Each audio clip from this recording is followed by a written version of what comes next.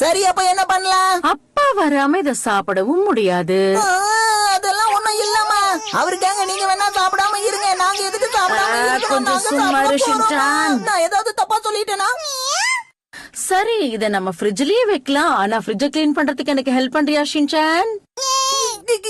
Time ஆயிடுச்சு. ஷீரோவை வெளியில கூட்டிட்டு போறதுக்கான நேரம் வந்துருச்சு. நான் வாக்கிங் போயிட்டு வந்துடுறேம்மா. உனக்கு வாட்டர்மெலன் வேணும்னா இந்த வேலையை நீ செஞ்சுதான் ஆகணும். அம்மா, ஏம்மா இப்படி பண்றீங்க? அம்மா, இப்ப என்னம்மா பண்ணணும்?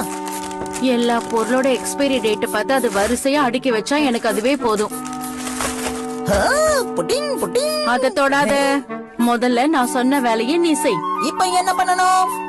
இது இன்னும் ஒரு வாரம் கழிச்சு தான் கெட்டு போகும். இத நாம தாராளமா சாப்பிடலாம். சரி, அப்ப இதெல்லாம் எத்தனை நாள்ல கெட்டு போகும்?